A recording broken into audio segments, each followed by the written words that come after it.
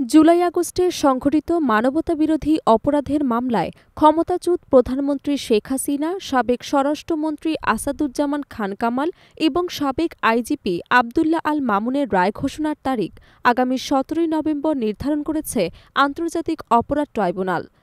Tribunal পুনর্গঠনের পর এটি হবে প্রথম রায়, যা ঘিরে দেশের রাজনৈতিক অঙ্গনে চাঞ্চল্য সৃষ্টি হয়েছে।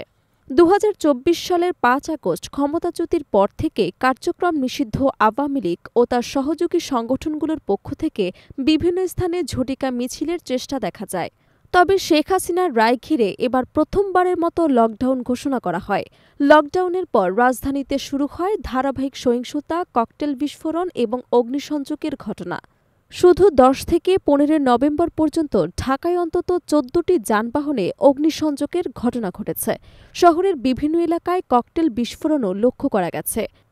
আইনশৃঙ্খলা রক্ষাকারী বাহিনী বলছে, এসব হামলার সঙ্গে নিষিদ্ধ ছাত্রলীগ এবং আওয়ামী লীগের নেতাকর্মীরা জড়িত। ফলে রায় ঘোষণার দিন ঘিরে রাজনৈতিক অঙ্গন কোন দিকে যাবে তা নিয়ে বাড়ছে বাড়তি উদ্বেগ। বিশ্লেষকদের মতে, পরিস্থিতি আরও অস্থিতিশীল করতে দলটির একটি অংশ বিপুল অর্থ ব্যয় করছে। রাজনৈতিক বিশ্লেষক আলতাফ পারভেজ বলেন, আগামী দিনে আরও সহিংস কর্মসূচি আসবে। আগুন, বাস পোড়ানো এসব যেন স্থায়ী চিত্র হয়ে দাঁড়িয়েছে। ইতিহাসবিদ ও বিশ্লেষক ড. মোহাম্মদ সিদ্দিকুর রহমান বলেন, আওয়ামী লীগের হাতে অর্থ এবং অস্ত্র উভয়ই আছে। প্রায় ৮,০০০ নেতাকর্মীর কাছে অবৈধ অস্ত্র রয়েছে। এগুলো ব্যবহৃত হওয়ার আশঙ্কা উড়িয়ে দেওয়া যাচ্ছে না।